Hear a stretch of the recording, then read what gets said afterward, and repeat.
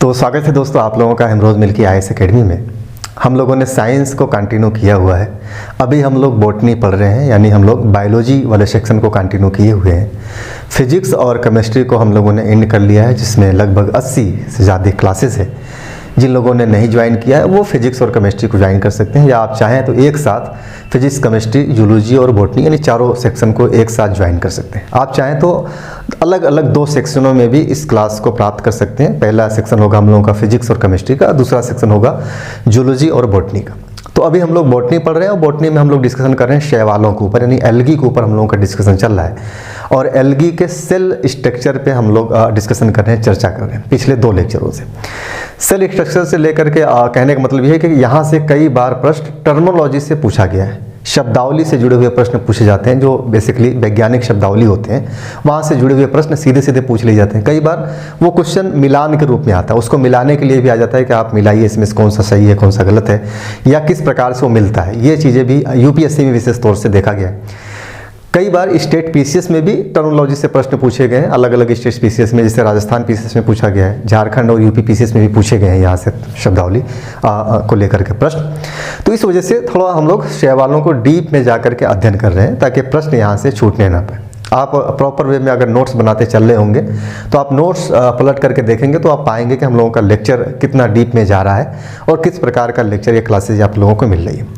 तो cell structure में हम लोग जो पिछला लेक्चर था हम लोगों ने प्लास्टिड्स पे डिस्कशन किया था, यानी लवक पे हम लोगों ने डिस्कशन को एंड किया था। एक चीज़ और बचा है पायरीनाइट्स, उसको पढ़ करके फिर हम लोग आगे बढ़ेंगे, आगे दूसरे टॉपिक पे आगे बढ़ा जाएगा। तो हेडिंग डाल लीजिए अगला, पायरीनाइट्स। पायरीनाइड, ध्यान देखिए, ये मैंने पिछले लेक्चर में डिस्कशन किया था। इसका स्पेलिंग होता है PYRENENOID, पायरीनाइड। ध्यान देखिए, मैंने बताया ये जो पायरीनाइड है बेसिकली लवक में ही पाए जाते हैं, या तो लवक में धसे होते हैं या लवक की सतह पे पाए जाते हैं। पायरीनाइड्स बेसिकली काम ये करता है कि जो भोजन बनाते हैं ये प्रकाश संश्लेषण के द्वारा, एल्गी शैवाल, वो उनको एक स्थान देता है, अपने जगह अस्थायी तौर पे रोकता है, रखता है। उसके बाद यही भोजन स्टार्च के रूप में कन्वर्ट हो जाता है, बदल जाता है। बेसिकली यही काम होता है इनका, पायरीनाइड्स का। तो ध्यान रखिए, लिखिए थोड़ा सा, पायरीनाइड लवक में धसी हुई, पायरीनाइड लवक में, कमा लगा दीजिएगा यहाँ पर, लवक में धसी हुई अथवा उनकी सतह पर उपस्थित होती है, उनकी सतह पर उपस्थित होती है।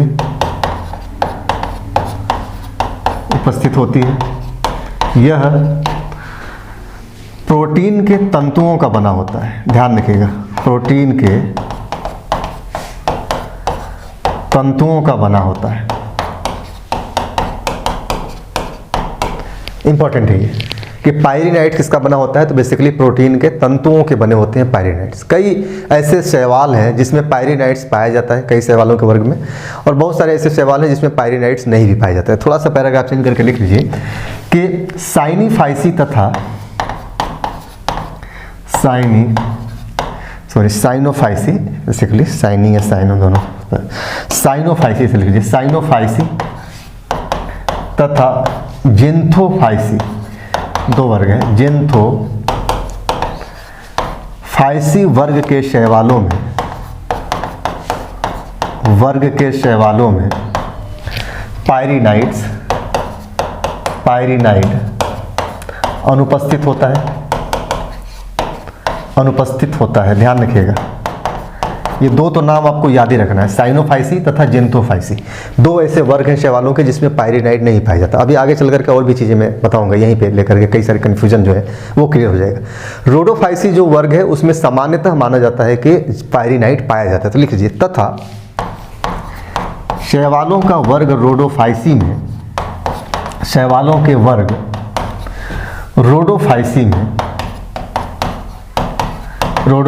में सामान्यतः पायरीनिड या पायरीनाइड उपस्थित रहता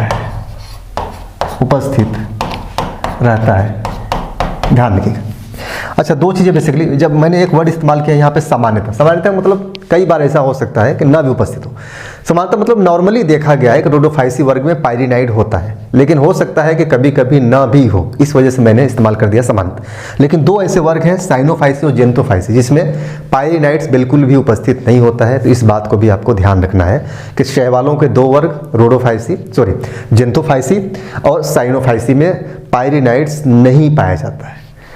पायरिनाइड्स को लेकर के अभी बहुत सारी चीज़ें हैं जो कंफर्म नहीं हुई है। अभी वैज्ञानिक इसको लेकर के यहाँ पे रिसर्च ही चल रहा है। पायरिनाइड्स की स्पेशली जो उपस्थिति और अनुपस्थिति को लेकर के बहुत सारे कन्फ्यूजन है। एक्चुअल में पायरिनाइड्स का कार्य क्या है ये अभी नहीं समझा जा चुका है, लेकिन सामान्यतः माना जाता है कि पायरिनाइड्स क्या करता है, प्रकाश संश्लेषण के बाद जो चीज़ें अस्थायी जो उत्पाद पैदा होता है उसे अस्थायी तौर पे अपने पास रखे रहते हैं। जो उत्पाद भोजन के रूप में पैदा होता है उसे अस्थायी तौर पे अपने पास रखता है, बाद में वही स्टार्च के रूप में कन्वर्ट हो जाता है। लेकिन आगे चल करके हम लोग देखेंगे कई सारे ऐसे शैवाल हैं जिसमें स्टार्च तो बनता है लेकिन पायरिनाइड नहीं होता। तो सवाल उठता है कि पायरिनाइड का काम ही है कि वो उत्पाद को स्टार्च के रूप में कन्वर्ट कर देना, यानी उसमें स्टार्च पाया जाता है। लेकिन देखा गया कि पायरिनाइड नहीं होने के बाद भी स्टार्च पाया जाता है। कुछ शैवाल ऐसे मिलेंगे जहां पे हमें स्टार्च देखने को नहीं मिलता है लेकिन उसमें पायरिनाइड भी देखने को मिलता है। तो सवाल उठता है कि पायरिनाइड का काम है स्टार्च में बदल देना, या स्टार्च में बदल जाता है उनका भोजन अस्थायी तौर पे, लेकिन यहाँ पे स्टार्च तो है लेकिन पायरिनाइड नहीं है। इसका मतलब कौन सी चीज़ें स्टार्च में बदल रहा है। तो इसीलिए कहा जाता है कि पायरिनाइड का जो एक्चुअल कार्य है, वास्तविक कार्य है, वो अभी तक निश्चित नहीं हो पाया है, ध्यान रखें। लेकिन सामान्यतः अगर प्रश्न पूछा जाए आपसे कि पायरिनाइड का कार्य क्या है, पहले तो एक प्रश्न बनेगा यहाँ पे कि पायरिनाइड होता क्या है। तो ये होता है लवक में, प्लास्टिड्स में, या तो उसमें धसा होसा होगा या तो फिर उसके सतह पे उपस्थित होगा, ध्यान रखिए। दूसरा चीज किसका बना होता है पायरिनाइड, प्रोटीन के तंतुओं का बना होता है, यानी प्रोटीन का बना होता है पायरिनाइड। तीसरा चीज पूछा जाता है कि पायरिनाइड्स किस वर्ग में नहीं पाया जाता है। तो आपको पता है जेंथोफाइसी और साइनोफाइसी में पायरिनाइड्स नहीं पाया जाता है। रोडोफाइसी में सामान्यतः मैंने बताया पाया जाता है। अगर पूछा जाए कि रोडोफाइसी में पायरिनाइड होता है तो हाँ होता है, समानता मान लेंगे कि यस होता है, नो नहीं मानेंगे। अब सवाल उठता है कि पायरिनाइड का कार्य क्या है, लेकिन यह कार्य अभी तक पूरी तरीके से वास्तविक रूप से डिफाइन नहीं किया गया है कि यही कार्य एक्चुअल में होता है, लेकिन सामान्यतः ऐसा कार्य माना जाता है। ध्यान रखिएगा, नॉर्मली देखा गया है कि पायरिनाइड्स के ही कार्य होता है। तो लिख लीजिए पैराग्राफ चेंज करके कि लिखिए, माना जाता है कि, पैराग्राफ चेंज करके लिखिएगा, माना जाता है कि पायरिनाइड का सामान्यतः पायरिनाइड का कार्य सामान्यतः प्रकाश संश्लेषण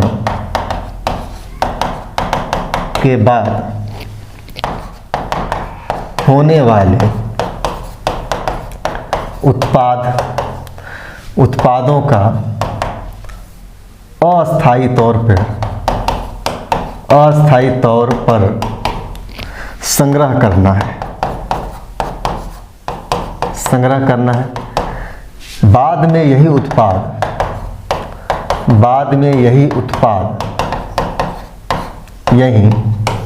यानी पायरिनाइड में ही यही स्टार्च बदल जाते हैं, पायरिनाइड में ही स्टार्च बदल जाते हैं, ऐसे लिखिए।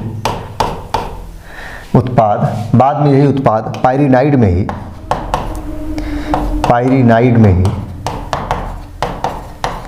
स्टार्च में बदल जाते हैं,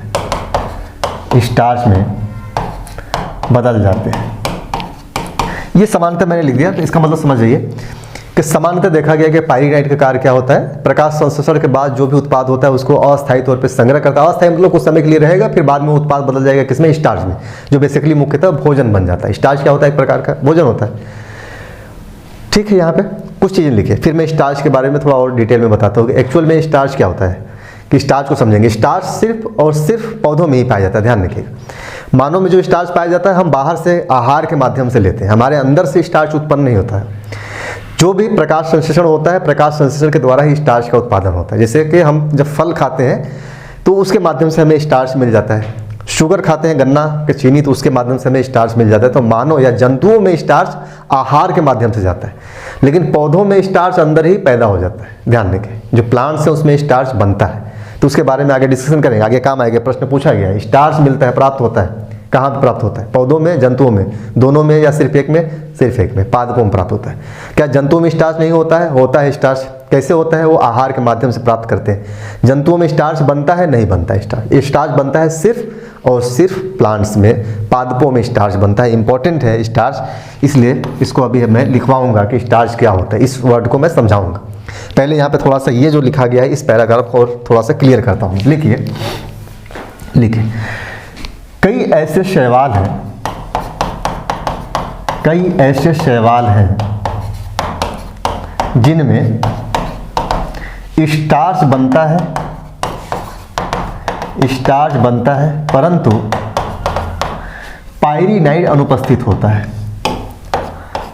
पायरीनाइड अनुपस्थित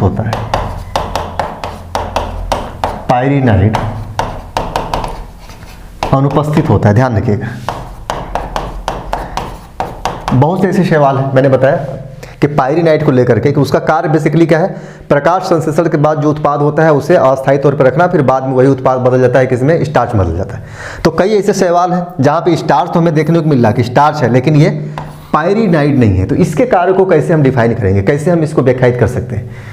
तो पाया जाता है कि एक्चुअल में ये चीज़ें देखने को मिलती है कि पायरीनाइड नहीं है फिर भी स्टार्च है, ठीक। Excuse me.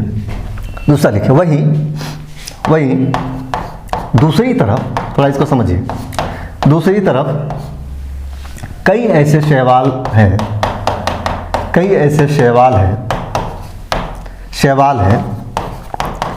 जिनमें कई ऐसे शैवाल हैं जिनमें स्टार्च का निर्माण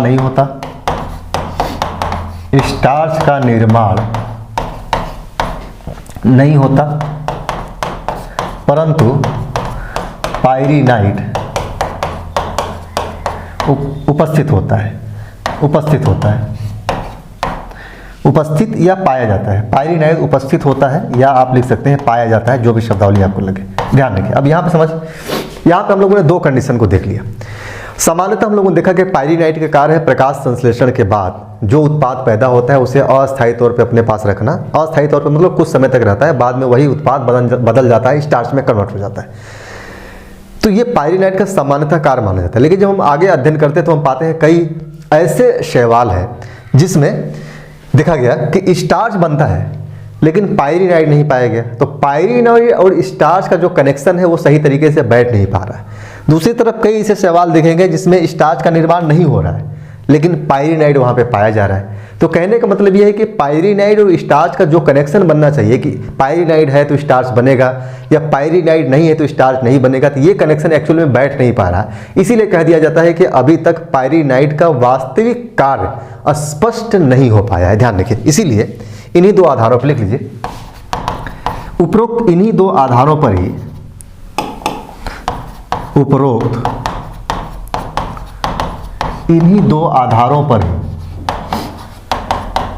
दो आधारों पर ही यह कहा जाता है कि पायरीनाइड का कार्य अभी तक स्पष्ट नहीं किया जा सका है। क्लियर? यहां तक ये समझ में आ गया पायरीनाइड। एक पॉइंट और लिख लीजिए कि पायरीनाइड की संख्या कितनी होती है, यह प्रश्न भी पूछा जा सकता है। तो संख्या एक या एक से अधिक भी हो सकता है। तो इसी में पैराग्राफ चेंज करके लिख लीजिए कि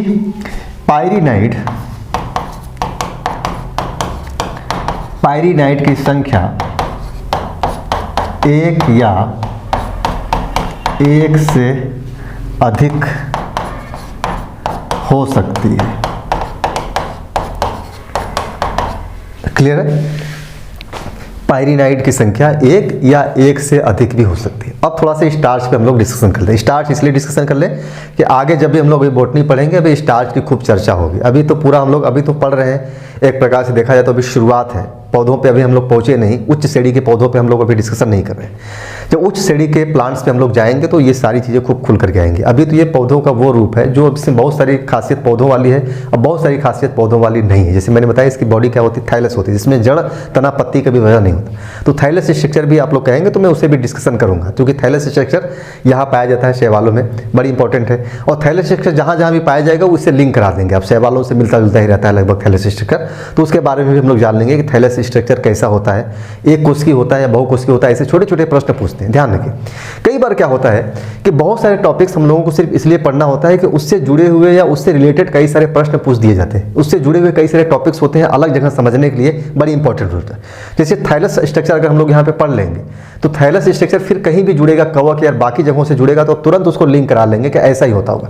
पायरिनाइड अब जहाँ भी पाया जाएगा अब लिंक करा लेंगे कि पायरिनाइड ऐसा ही होता है, मतलब उसका यही काम है, इस तरीके से इसका बना होता है। तो ऐसे कई बार ऐसे क्वेश्चन हम लोग सही कर लेते हैं जो सामान्यतः हम सही नहीं कर पाते।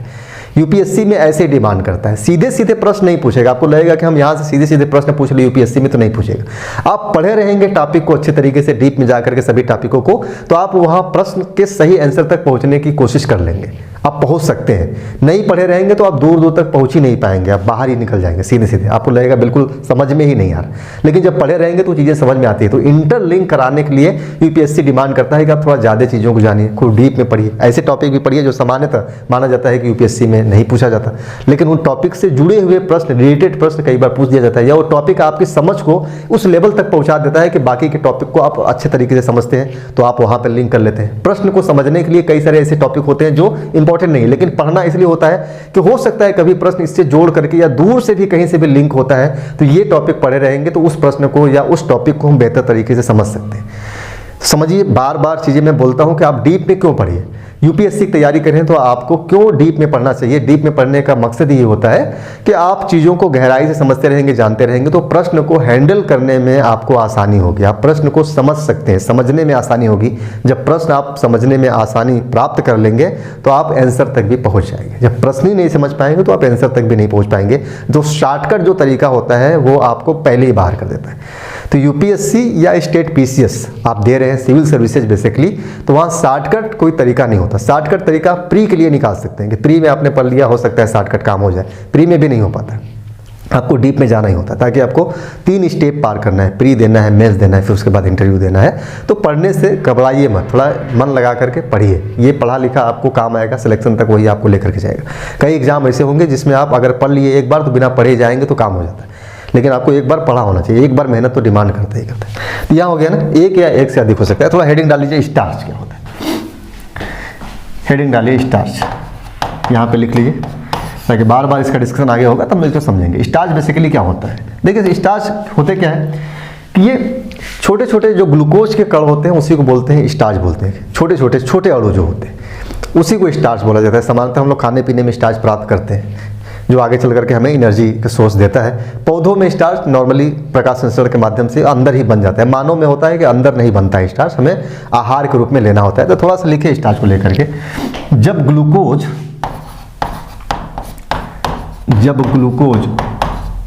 मोनोसेक्राइड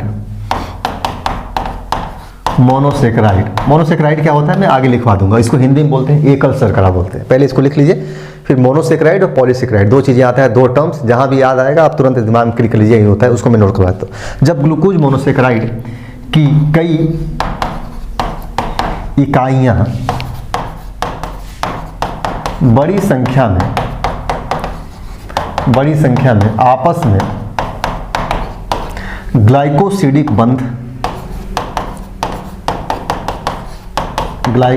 बंध बनाती हैं तो इसे स्टार्च कहा जाता है। अब ये थोड़ा टेक्निकल रूप में मैंने लिखवा दिया ताकि कभी प्रश्न पूछेगा तो ध्यान रखिए। पहली बात, इसमें बातें की कि ग्लूकोज मोनोसेक्राइड की, तो ग्लूकोज होगा मोनोसेक्राइड के रूप में होगा, एकल शर्करा इसे बोलते हैं। अभी मैं लिखवाता हूँ एकल शर्करा क्या होता है, मैं समझाता हूँ, बस ध्यान रखिए। उसमें एक टेक्निकल वर्ड है कि बड़ी संख्या में हो ग्लाइकोसिडिक बंध बनाती है। एक बॉन्ड आप समझिए, जब ग्लूकोज की एकल शर्करा बॉन्ड बनाती है तो उसको बोलते हैं ग्लाइकोसिडिक बंध, विशेष रूप से एकल रूप से जुड़ी होती है। बॉन्ड हम लोगों ने फिजिक्स और केमिस्ट्री में पढ़ा, अलग अलग कई प्रकार के बॉन्ड होते हैं। बॉन्ड मतलब बंद होता है, जो ग्लूकोज के भी कई बॉन्ड होते हैं, उसी से कई सारी चीज़ें बनती हैं। तो एक बस ये टेक्निकली बस ध्यान रखना है, ये नाम इसलिए बस ध्यान, आप सीधे सीधे लिख सकते हैं कि जब ग्लूकोज की कई सारे अणु हैं, एक बॉन्ड के द्वारा जुड़ती है तो उसी को बोल दिया जाता है स्टार्च बोल जाता है नॉर्मल लैंग्वेज में। लेकिन थोड़ा सा साइंटिफिक लैंग्वेज में देखिए, इसमें लिखे में ग्लूकोज मोनोसेक्राइड एकल शर्करा होता है कि कई इकाइयाँ मतलब कई सारे ग्लूकोज के एकल शर्करा अणु, एकल अणु, सिंगल अणु एक बॉन्ड के द्वारा जुड़ती है तो वही जो बॉन्ड के रूप में जो उत्पाद हमारे सामने होता है उसी को बोल दिया जाता है स्टार्च बोल दिया जाता है। तो स्टार्च बेसिकली क्या है, ग्लूकोज के कई एकल अणुओं का समूह होता है जो हमें स्टार्च के रूप में प्राप्त होता है। जिसमें चीनी जो शर्करा होता है, चीनी ना, वो स्टार्च के रूप में होता है। हम चीनी शर्करा जब आहार में लेते हैं तो वो स्टार्च के रूप में प्राप्त करते हैं, वो एक प्रकार का स्टार्च ही होता है जो चीनी होता है, ध्यान रखिए। तो वैसे ग्लूकोज के एकल अणु। इसमें एक चीज़ और देख लीजिए, अच्छा कुछ खास है, मैंने बताया कि यह सिर्फ, इसी में लिख लिएगा, यह सिर्फ पादपों में पाया जाता है, ध्यान रखिएगा, पादपों में पाया जाता है, पाया जाता है। कार्य क्या है, ऊर्जा, एनर्जी, जिसका कार्य ऊर्जा का संग्रह करना है, ऊर्जा का संग्रह करना है। यहां तो क्लियर हो गया। पादपों में पाए जाने का मतलब ये नहीं कि सिर्फ पादप में ही मिलता है, मानव में नहीं मिलता है, बाकी के जो एनिमल्स हैं, जंतु हैं, उसमें नहीं मिलता, मिलता है जंतुओं में। लेकिन अंतर ये है कि पादपों में प्रकाश संश्लेषण के माध्यम से खुद ही बन जाता है। तो हम जो प्राप्त करते हैं स्टार्च, बेसिकली पादप से ही स्टार्च प्राप्त करते हैं। जब हम कोई फल खा रहे होते हैं तो हमें उसमें स्टार्च मिल जाता है। जब हम कोई जैसे किसी जो है कि पौधों का रस पी रहे होते हैं, कई बार उसमें स्टार्च, जैसे ईख, गन्ना का रस अगर पी रहे होते हैं तो उसमें हमें स्टार्च मिल जाता है। हमारे अंदर वो प्रोड्यूस नहीं होता है स्टार्च, पादपों में खुद ही प्रोड्यूस हो जाता है। जैसे मैंने ऊपर लिखा दिया कि पायरिनाइड्स क्या करता है कि स्टार्च में बदल देता है जो ऊर्जा संग्रह होता है। हालांकि ये जरूरी नहीं है कि पायरिनाइड ही बदले, लेकिन होता है, प्लांट्स में भी ये चीज़ें पाई जाती है, स्टार्च होता है। तो यहाँ पे पैराग्राफ चेंज करके लिखिए कि जंतुएं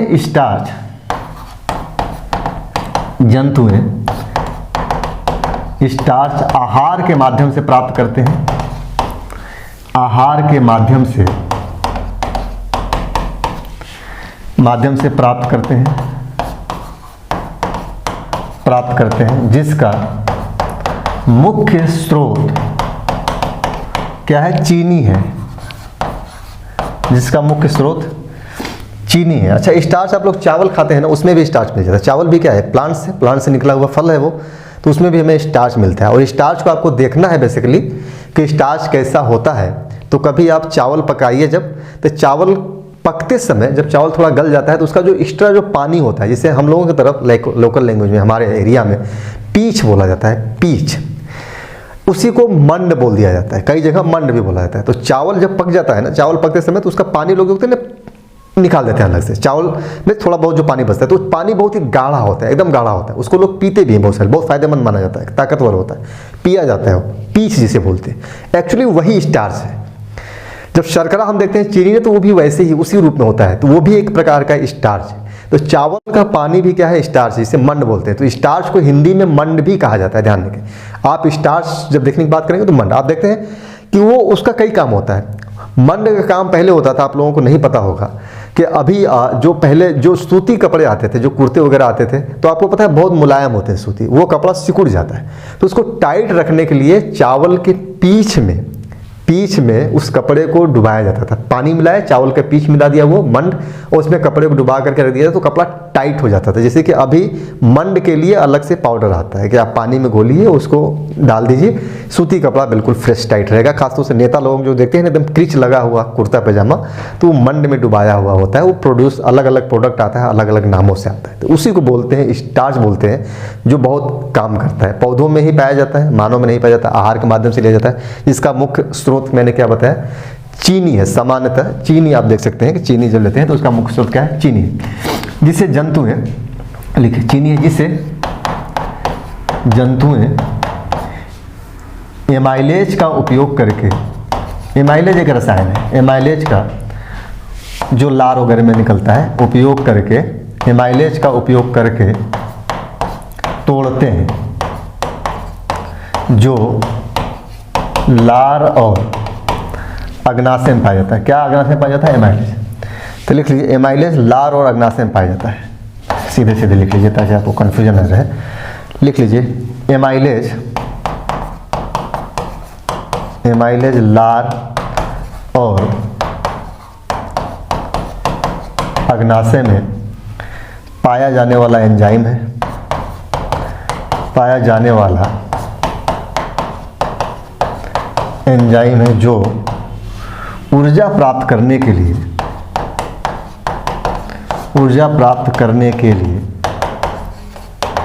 स्टार्च को तोड़ता है। क्लियर है ना। आगे हम लोग जब पढ़ेंगे ह्यूमन फिजियोलॉजी, मानव शरीर क्रिया विज्ञान जब पढ़ेंगे तो वहाँ पे देखेंगे एक एक चीज़ों को, कैसे भोजन जाता है, पचता है, बाकी जितनी भी क्रियाएं हैं मानव की, लगभग 8-10 क्रियाएं होती हैं, उन सारी चीज़ों को हम लोग देखेंगे। तो वो सारी चीज़ें यहाँ पे एमाइलेज और इस सारी चीज़ें निकल के आएंगी, अलग अलग रसायन निकल के आएंगे। बस यहाँ जानिए कि स्टार्च की एक अहम भूमिका क्या होता है, उसको जब टूटता है तो उससे हमें फिर प्राप्त होता है, ऊर्जा प्राप्त होता है। तो एक चीज़ और लिख लीजिए पैराग्राफ चेंज करके कि सभी पादपों के बीजों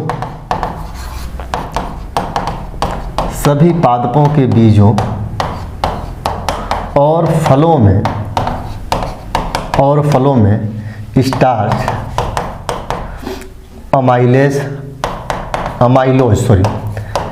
अमाइलोज या अमाइलोपेप्सिन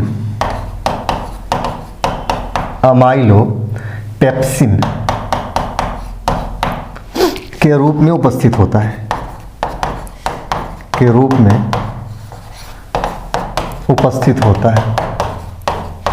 स्टार्च को आम भाषा में मंड भी कहा जाता है, जिसका रासायनिक सूत्र लिख लीजिएगा, हो सकता है कभी पीसीएस वगैरह हम पूछ दे, जिसका रासायनिक सूत्र C6H10O5 होता है। ध्यान रखिए, तो ये सूत्र भी याद रखिएगा आप लोग, C6H10 और 05 O यानी ऑक्सीजन पे। तो ये सूत्र होता है, पीसीएस वगैरह में पूछा जा सकता है, यूपीएससी में भी ये सूत्र पूछा जा सकता है। तो स्टार्च को समझ पाए क्या होता है, बेसिकली एक प्रकार का मंड होता है, और मंड मैंने आप लोगों को समझाया कि चावल का जो पीच होता है, हमारे तरफ तो पीच ही बोला जाता है, उसे मंड बोलते हैं, चावल को उसे मंड भी बोला जाता है। सामान्यतः हिंदी में स्टार्च को बोल देते हैं मंड बोल देते हैं। जो टूटता है तो हमें एनर्जी प्राप्त होती है, ऊर्जा प्राप्त होता है, ध्यान रखें। अब आइए थोड़ा सा समझ लीजिए, मैंने एक वर्ड इस्तेमाल किया था वहाँ पे, सैकराइड, मोनोसेक्राइड, पॉलीसेक्राइड जो होता है। सैकराइड क्या होता है, तो देखिए हेडिंग डालिए सैकराइड, छोटी छोटी चीज़ें थोड़ा सा समझ लीजिए, ये वर्ड कई बार इस्तेमाल होगा। सैकराइड एक ऐसा यौगिक होता है जिसमें शर्करा मिला हो, शर्करा यानी जिसमें चीनी हो, शुगर हो, शर्करा हो, उसे बोलते हैं सैकराइड बोला जाता है। ध्यान रखिए, तो लिखिए सैकराइड एक कार्बनिक यौगिक है। सैकराइड ऐसे लिख लीजिए, यह एक कार्बनिक यौगिक है, यह एक कार्बनिक यौगिक होता है जिसमें शर्करा उपस्थित होता है,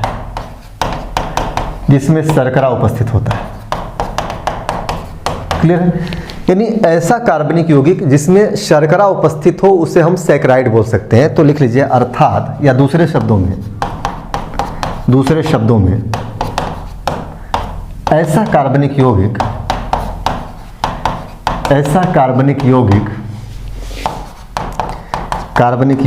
जिसमें शर्करा उपस्थित होता है उसे सैकराइड कहा जाता है, जो सामान्यतः दो प्रकार का होता है, या मुख्य रूप से सामान्यतः, जैसे कर लीजिए, जो मुख्य रूप से दो प्रकार का होता है, मुख्य रूप से दो प्रकार का होता है। पहला क्या होता है, मोनोसैकराइड, इसे हिंदी में बोलते हैं एकल शर्करा। एकल शर्करा मत समझिए, शर्करा के सबसे सरल अणु होते हैं, ये कार्बोहाइड्रेट के सबसे सरल अणु होते हैं, इसलिए बोलते हैं एकल शर्करा। इसी का सबसे अच्छा एग्जाम्पल माना जाता है ग्लूकोज माना जाता है। तो ग्लूकोज क्या है, एक प्रकार का मोनोसेक्राइड है, इसमें सरल अणु होने का मतलब होता है कि वो टूट सकते हैं, घुल सकते हैं, पानी में घुलनशील होते हैं। तो वही समझ लिए, सरल अणु का सीधा सा मतलब ये है कि इनको तोड़ा जा सकता है, आसानी से घुल सकते हैं पानी में, वो घुलनशील भी होते हैं। तो लिख लीजिए एकल शर्करा, मोनोसेक्राइड लिखिए, यह सबसे सरल शर्करा होता है, यह सबसे सरल प्रकार का, यह सबसे सरल प्रकार का कार्बोहाइड्रेट होता है। कार्बोहाइड्रेट होता है, ध्यान रखिएगा, सबसे सरल प्रकार कार्बोहाइड्रेट। जो सबसे सरल प्रकार का कार्बोहाइड्रेट होता है उसकी 2-3 खासियत है। एक तो ये, इसके अणु टूट सकते हैं, तोड़ा जा सकता है इनके अणुओं को। दूसरा, ये पानी में घुलनशील होते हैं, घुल जाते हैं। और तीसरा, ये स्वाद में मीठा होते हैं। तो लिखिए यह सबसे सरल प्रकार का कार्बोहाइड्रेट होता है। लिखिए सबसे सरल प्रकार के कार्बोहाइड्रेट का 3 मुख्य गुण होता है। 3 मुख्य गुण होता है। कौन कौन सा गुण होता है? नंबर 1, यह स्वाद में मीठा होता है। दूसरा, जल में घुलनशील होते हैं। जल में घुलनशील होते हैं। और ये अणु आसानी से छूट सकते हैं। इनके अणुओं को आसानी से तोड़ा जा सकता है। आसानी से तोड़ा जा सकता है। ध्यान रखें, जो मोनोसेक्राइड का सीधा सा मतलब हो गया कि ऐसे कार्बोहाइड्रेट के अणु जो जल में घुलनशील हो, स्वाद मीठा हो और आसानी से तोड़ा जा सके। मैंने बताया मोनोसेक्राइड्स के बारे में मैंने चर्चा किया था वहाँ पे कि मोनोसेक्राइड्स क्या होता है। एक प्रकार के कई अणु मिल करके एक बॉन्ड बना लेते हैं, तो बॉन्ड भी वैसे ही होता है, आसानी से टूट जाता है, स्वाद में मीठा होते हैं और जल में घुलनशील होते हैं। और इसका सबसे अच्छा एग्जाम्पल माना जाता है कि ग्लूकोज। आप देखते हैं कई बार आदमी जब बीमार होता है, कमज़ोर होता है, बोलते हैं ग्लूकोज चढ़ाओ इसको, या फिर आप लाते हैं ग्लूकोज पाउडर वगैरह, जैसे बहुत सारे पाउडर्स मार्केट में आते हैं ग्लूकोज के अलग अलग नामों से, तो आप उनको इस्तेमाल करते हैं। खासतौर से ऐसे समय जब आदमी बहुत वीक फील करता है या आदमी के अंदर से बहुत सारे पानी निकल चुका हो, जैसे जब डायरिया वगैरह होता है, तो ऐसी स्थिति में लोग ग्लूकोज चढ़ाने की सलाह देते हैं, ग्लूकोज पीने की सलाह देते हैं, जिससे एनर्जी मिलता रहे, उसका जो पानी लेवल है वो बना रहे शरीर में। तो वो काम करता है यही मोनोसेक्राइड्स, जो स्टार्च होता है बेसिकली, उसको हम अंदर खाते हैं, आहार के माध्यम से लेते हैं। उसी समय लोग सलाह देते हैं ना कि फल फ्रूट खाइए, तो उसके माध्यम से भी हमें स्टार्च मिलता है, तो एनर्जी प्राप्त होती है, ऊर्जा टूटता है तो हमें ऊर्जा प्राप्त होता है। जब ये स्टार्च जाके अंदर जब तोड़ा जाता है तो उससे मिलती है एनर्जी। जब एनर्जी मिलती है तो वो हमारे बॉडी में होता है। कई बार क्या होता है, इसी स्टार्च की वजह से जब हम एनर्जी तो बहुत ज़्यादा ले रहे हैं लेकिन उस एनर्जी को बर्न नहीं कर पा रहे हैं, तो वो क्या होता है, फिर वही एनर्जी फिर अलग अलग तरीके से हमारे बॉडी को डैमेज करना शुरू करती है। डैमेज इन सेंस कई प्रकार के नुकसान देना शुरू कर देती है। हमारे एनर्जी तो कि स्वाद में मीठा होता है, हमारे ब्लड में जाने लगेगा तो पता चला शुगर हो गया। जो शुगर वाले लोग होते हैं क्या होता है, कोई स्टार्च जब लेते हैं तो उनकी बॉडी में स्टार्च को ऊर्जा में कन्वर्ट नहीं कर पाता हो, तो सीधे सीधे स्टार्च हमारे ब्लड में जाने लगता है। ब्लड में जाता है तो ब्लड में शुगर का लेवल बढ़ जाता है। जब बढ़ता है शुगर का लेवल तो कई प्रकार की समस्याएं होती है। लोग बोलते हैं ना चावल मत खाओ, उस समय फल मत खाओ, तो ये मत खाओ, वो मत खाओ, दुनिया भर की चीज़ें करती हैं। ऐसी चीज़ें बताते हैं जिसमें स्टार्च की मात्रा कम हो, ऐसी चीज़ें खाइए। तो उसमें सलाह देते हैं लोग, शुगर वालों मेरे को अक्सर देखते होंगे कि आप खूब मॉर्निंग वॉक करिए, इवनिंग वॉक करिए, एक्सरसाइज करिए। इस सब सवाल देने का मतलब यही होता है कि आप अपने बॉडी में जो एनर्जी है उसको बर्न करिए एनर्जी। इसलिए जो ट्रेडमिल आ गया है अभी देखेंगे, हालांकि वो ट्रेडमिल किस वैज्ञानिक सिद्धांत पे काम करता है आज तक मुझे समझ में नहीं आया कि उस पर चलने के बाद कैसे पता चलता होगा कि हमारी इतनी एनर्जी बर्न होगी। एक्चुअल में ट्रेडमिल से सबसे बेहतर अच्छा है कि आप सुबह उठिए और टहलिए, मॉर्निंग वॉक करिए। ट्रेडमिल से ज़्यादा आपका जो है कि एनर्जी बर्न होगा। उस ट्रेडमिल का जितना भी दौड़ लीजिए वो उस लेवल का काम नहीं कर सकता जो सुबह आप टहलते हैं। इन्वायरमेंटल चीज़ें भी होती हैं कि उस समय का वातावरण कैसा है, किस वातावरण में आप टहल रहे हैं, आपको ऑक्सीजन कितना मिल रहा है, हवा कितना मिल रहा है, तो वो सारी चीज़ें तय करती हैं कि आप कितना एनर्जी बर्न कर पाएंगे या कितना एनर्जी बर्न नहीं कर पाएंगे। तो ग्लूकोज इसका सबसे अच्छा एग्जाम्पल है। तो लिखना है तो लिख लीजिए कि मोनोसेक्राइड का सबसे अच्छा एग्जाम्पल, मोनोसेक्राइड का सबसे अच्छा उदाहरण ग्लूकोज। एक तो हो गया मोनोसेक्राइड, दूसरा है पॉलीसेक्राइड। ध्यान रखिए पॉलीसेक्राइड क्या होता है, ये ऐसे अणु होते हैं जो मजबूती के साथ जुड़े होते हैं, पानी में घुलनशील नहीं होते हैं और स्वाद में मीठा भी नहीं होते हैं, तो उन्हें बोलते हैं हम लोग पॉलीसेकेराइड। तो दूसरा लिख लीजिए पॉलीसेकेराइड, पॉलीसेकेराइड। इसे बोलते हैं हिंदी में बहुल शर्करा, बहुल शर्करा कहा जाता है इसे। लिखिए, अब वो सरल प्रकार का कार्बोहाइड्रेट होता है मोनोसेकेराइड, ये जटिल प्रकार का कार्बोहाइड्रेट होता है जिसे तोड़ना इतना आसान नहीं होता है, स्वाद में मीठा भी नहीं होता, पानी में घुलनशील भी नहीं होता, ध्यान रखिएगा। तो लिखिए यह जटिल प्रकार का कार्बोहाइड्रेट, यह जटिल प्रकार का कार्बोहाइड्रेट है।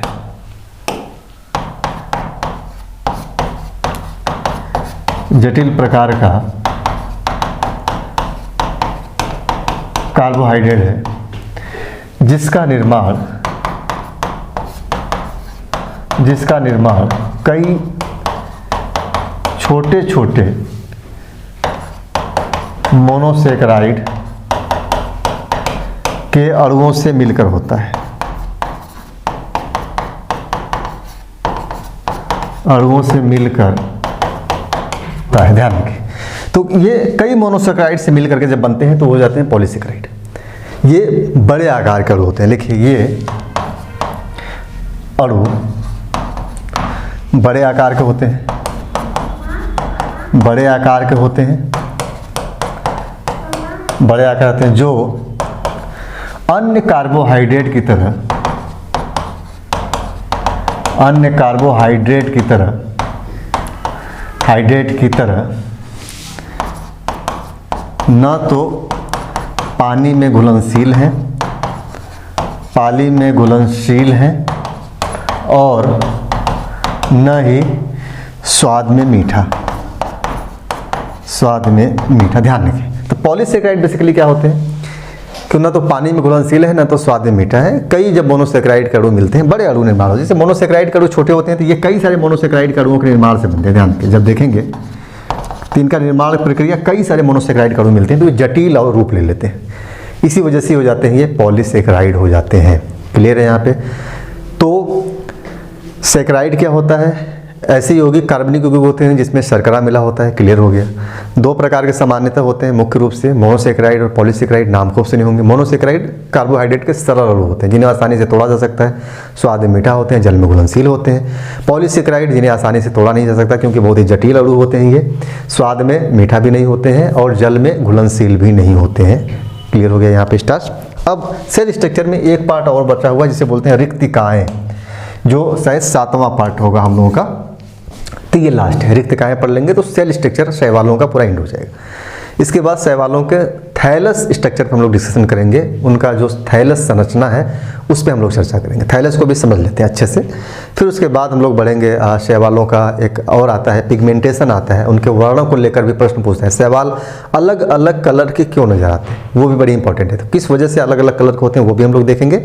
फिर देखा जाएगा जो शैवाल है उनमें समझ लेंगे हम लोग, उनके जनन प्रक्रिया को भी समझ लेंगे कि शैवालों का जनन कैसे होता है। फिर हानिकारक और लाभदायक जो अलग अलग शैवाल होते हैं उन पे भी हम लोग डिस्कशन करेंगे। तो लास्ट है, इसको बोलते हैं वैक्यूलस रिक्तिकाएं, हिंदी में बोलते हैं रिक्तिकाएं, ध्यान रखिएगा। हिंदी में बोला जाता है रिक्तिकाएं और इंग्लिश में होता है वैक्यूलस, VACUOLES। रिक्तिकाएं शैवालों में पाया जाने वाला स्ट्रक्चर है, महत्वपूर्ण है। कई बार रिक्तिकाओं को लेकर के ध्यान रखिए, थोड़ा सा यहाँ से प्रश्न पुटअप होता है। रिक्तिकाएं आगे देखेंगे हम लोग, रिक्तिकाएं के बारे में जब शैवालों को पढ़ेंगे तो काम आएगा वहाँ पर रिक्तिकाओं को लेकर के। देखिए तो रिक्तिकाएं क्या होती है, थोड़ा सा लिखिए इसमें। परिपक्व शैवाल कोशिकाओं में, जो परिपक्व होती है उन्हीं में पाया जाता है। परिपक्व शैवाल कोशिकाओं में, शैवाल कोशिकाओं में रिक्तिकाएं पाई जाती हैं, रिक्तिकाएं पाई जाती हैं जो चारों ओर से एक झिल्ली द्वारा बंधी होती हैं, जिसे टोनोप्लास्ट कहा जाता है। इंपॉर्टेंट है ये, जिसे टोनोप्लास्ट कहा जाता है। ध्यान रखिए। इन रिक्तिकाओं में कई प्रकार के रस भी भरे होते हैं, तो हम लोग देखेंगे आगे। एक गैस रिक्तिका भी पाई जाती है कुछ शैवालों में। तो बेसिकली आपको यहाँ पे ध्यान रखना है कि शैवाल कोशिकाओं में रिक्तिकाएँ पाई जाती हैं, जो अलग जैसे सेल है शैवाल में, तो इसी में रिक्तिकाएँ पाई जाती हैं शैवाल सेल में। और ये एक झिल्ली के द्वारा बधी होती है, जो रिक्तिकाएँ होती हैं एक झिल्ली उनको कवर्ड होता किया रहता है, जिसे टोनोप्लास्ट कहा जाता है। तो ये चीज़ आपको ध्यान रखना है कि रिक्तिकाओं को घेरने वाली जो झिल्ली है उसे क्या बोलते हैं, टोनोप्लास्ट कहते हैं हम लोग। तो पैराग्राफ चेंज करके लिखिए कि प्रत्येक कोशिका में रिक्तिकाओं की संख्या, प्रत्येक कोशिका में कई छोटी छोटी अथवा एक ही बड़ी रिक्तिकाएं पाई जाती हैं। इन रिक्तिकाओं में रस भरा होता है, ध्यान रखिएगा, रस भरा होता है, इसीलिए इन्हें रस धनिया भी बोलते हैं। रस धनिया, सैप वैक्यूलस बोलते हैं, रस धनिया। रस धनिया भी इंग्लिश में लिख लीजिए सैप, SAP, सैप वैक्यूलस, VACUOLES भी कहा जाता है। अच्छा, ये तो हो गए इंपॉर्टेंट कि रिक्तिकाओं में क्या चीज़ भरा होता है, रस भरा होता है। इसे रस धनिया, कई बार हिंदी में रस धनिया शब्द लिख करके आएगा, तो आप ध्यान रखिए ये इसी रिक्तिकाओं की बात हो रही है, सैप वैक्यूलस की बात हो रही है। इनका कार्य क्या है, मुख्यतः कार्य इनका जो है कि जो भोजन वगैरह लवण वगैरह होता है उनको वो संग्रह करना होता है। तो लिख लीजिए इनका मुख्य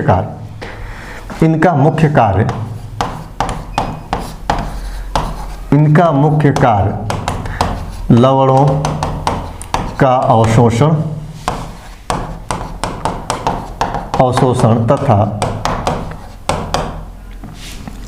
तथा संग्रहण से करिए। लवणों का अवशोषण व संग्रहण से करिए, व संग्रहण कमा लगा लीजिए। भोज्य पदार्थों का संग्रहण आदि होता है। भोज्य पदार्थों का संग्रहण आदि होता है। बेसिकली जो लवण होते हैं उनका ये अवशोषण करते हैं या उसी में संग्रह करते हैं। जो रस धनिया होती हैं, जो रिक्तिकाएं होती हैं बीच में, उन्हें रिक्तिकाओं में भर देते हैं। बेसिकली ज़्यादातर लवण ही होते हैं उसमें, लेकिन कई बार देखा गया कुछ भोज्य पदार्थों का भी ये संग्रह उसी में कर लेते हैं रिक्तिकाओं में। एक गैस का भी होता है, ध्यान रखिए, पैराग्राफ चेंज करके लिखिए। इसी प्रकार साइनोफाइसी वर्ग के कई शैवालों में गैस रिक्तिकाएं, ध्यान रखिएगा, गैस रिक्तिकाएं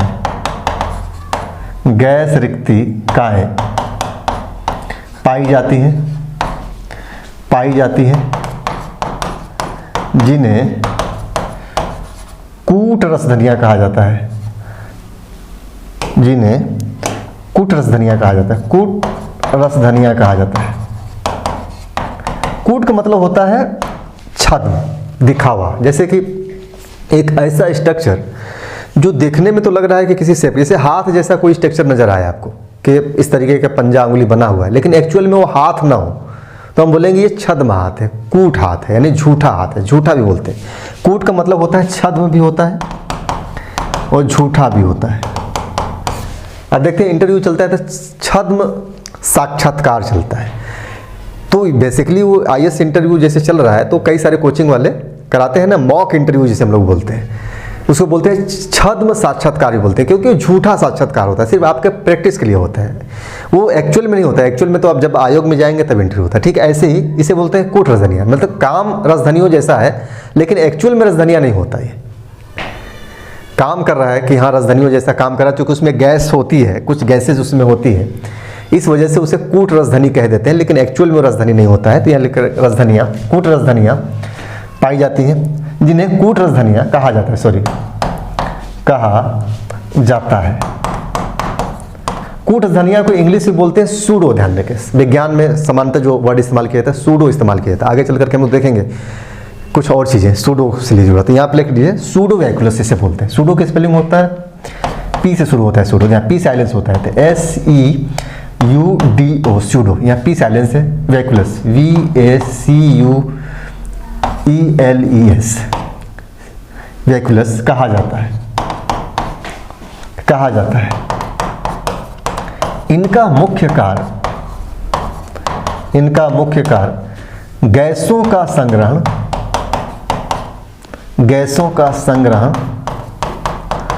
तथा तेज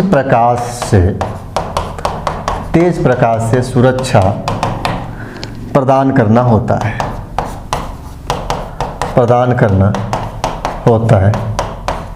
ठीक, तो यहां ध्यान रखिए सूडो वैक्यूलस बोलते हैं। आगे चल करके सूडोपोडिया शब्द भी मिलेगा, आगे हम लोग जब पढ़ेंगे तो उसे बोलते हैं झूठा पैर बोलते हैं, क्योंकि उस संरचना हाथों जैसा होता है लेकिन काम करता है चलने का, इस वजह से उसे बोल देते हैं झूठा पैर, काम की वजह से। तो ये इसमें क्या होता है, गैसों का संग्रहण होता है और कई बार इसका काम होता है मुख्यतः कि तेज प्रकाश से शैवालों की रक्षा करे, तो इसीलिए इसे सूडो वैक्यूलस भी बोल दिया जाता है। इसी के साथ हम लोगों का सेल स्ट्रक्चर वाला जो पूरा संरचना है वो हम लोगों ने शैवालों को समझ लिया अच्छे से। इसको देख लेंगे एक बार, तो यहाँ से जो भी प्रश्न आएगा इजी में मिल जाएगा। अगला जो टॉपिक होगा हम लोगों का, आप देख लेंगे थैलस संरचना पर डिस्कशन कर लेंगे कि थैलस स्ट्रक्चर क्या है। जैसा कि मैंने शुरू में जब शैवालों का परिचय में लिखवा रहा था तो उसी से मैंने बताया था कि शैवालों की जो बॉडी होती है क्या होती है, थायलॉइड होती है, थायलस संरचना होती है। थायलस संरचना का सीधा मतलब होता है कि ऐसा स्ट्रक्चर या ऐसा चीज़ जिसमें, क्योंकि ये प्लांट है तो प्लांट में हम लोग समान तौर पे देखते हैं कि जो पेड़ होते हैं उनका बटा होता है कि ये तना है, ये जड़ है, ये पत्ती है। तो थायलस उस संरचना को बोलते हैं कि वो प्लांट के कैटेगरी में आए लेकिन उसमें हम डिवाइड न कर पाए, उसमें हम समझ न पाए कि कौन सा तना है, कौन सा जड़ है, कौन सा पत्ती है।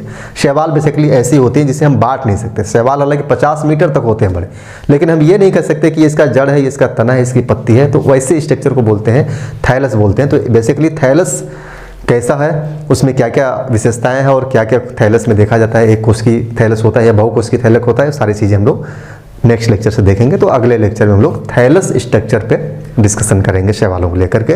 तो मान के चलिए कि भी शैवालों में आप लोगों को कम से कम 4-5 लेक्चर और मिलेंगे शैवाल को लेकर के। थोड़ा डीप में जा रहे हैं तो थोड़ा धैर्य बना करके चलिएगा, एक बार पढ़ लीजिए आराम से, बार बार पढ़ने की जरूरत नहीं होगी। एक बार पढ़ लेंगे तो आपका समय बहुत बच जाएगा, फिर बीच में यहाँ भटकना वहाँ भटकना, इस सब चीज़ों से मुक्त हो जाएंगे आप लोग। तो थोड़ा सा ईमानदारी से पढ़ते चलिए। मेरा जो कोर्स होता है बेसिकली मैं एक तरीके से देखा जाए तो फाउंडेशन का भी डबल, फाउंडेशन प्लस मेरा चलता है। बाकी जो कोचिंग वाले फाउंडेशन पढ़ाते हैं वो भी जल्दी जल्दी करके ख़त्म कर देते हैं, मेरा फाउंडेशन प्लस के हिसाब से मैं पढ़ाता हूँ कि एकदम आराम से पढ़िए, खूब डीप में पढ़ लीजिए, इतना पढ़ लीजिए कि फिर दोबारा आपको कोचिंग तो करने की ज़रूरत नहीं हो, आपको टीचर से तो मुक्ति ही मैं दिला दूँगा। कभी सोचेंगे तो नहीं है कि अब हमें कोचिंग करना चाहिए इस विषय का, आप सोचेंगे कि हमें और पढ़ना चाहिए, अध्ययन करना चाहिए, नोट्स का अध्ययन करना चाहिए। बाकी आप चाहें तो किताबें, NCERT बाकी चीज़ों का अध्ययन करने की तरफ आपका मन करेगा, कोचिंग की तरफ मन नहीं करेगा, क्योंकि मैं सब कुछ बता चुका हूँ। तो चलिए फिर मिलते हैं नेक्स्ट लेक्चर।